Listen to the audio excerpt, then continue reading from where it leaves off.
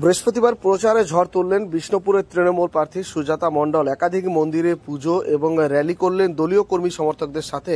বৃহস্পতিবার দুপুর 1:30 নাগাদ আমাদের ক্যামেরার মুখোমুখি হয়ে সৌমিত্র খাঁকে কটাক্ষ করে অসুরের সঙ্গে তুলনা করলেন তৃণমূল নেত্রী তথা তৃণমূলের প্রার্থী সুজাতা মণ্ডল। জানিয়ে রাখবো, বৃহস্পতিবার সকালেই প্রথমে বিষ্ণুপুরে যে ছিন্নমস্তা মায়ের মন্দির রয়েছে সেখানে তিনি পুজো দেন দলীয় কর্মী সমর্থকদের সাথে নিয়ে।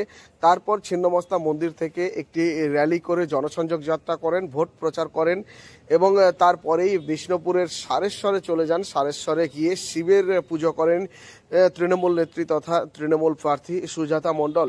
সেখানে গিয়ে দলীয় কর্মী সমর্থকদের সাথে সারেশ্বর বাবার পুজো করেন।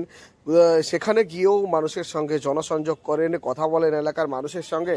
তারপরেই আমাদের ক্যামেরার মুখোমুখি হয়ে একেবারেই কটাক্ষের সুরে বেঁধলেন বিষ্ণুপুরের বিজেপি প্রার্থী সৌমিত্র খাঁকে।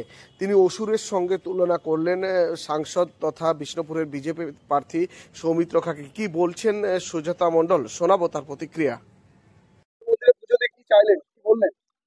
সারেশ্বর বাবা বিষ্ণুপুর লোকসভাকে, বিষ্ণুপুরের যিনি বিজেপি প্রার্থী, সেই অসুরের হাত থেকে, সেই রাক্ষসের হাত থেকে বিষ্ণুপুর লোকসভাকে মুক্তি দিক, বিষ্ণুপুর লোকসভাকে একজন অপদার্থ জনপ্রতিনিধির হাত থেকে মুক্তি দিক এবং বিষ্ণুপুর লোকসভার মানুষের জন্য তৃণমূল কংগ্রেসকে এবং তৃণমূল কংগ্রেসের প্রার্থী হিসাবে সুজাতা মণ্ডলকে জিতিয়ে মানুষের সেবাদাসী হিসাবে কাজ করার সুযোগ দিক।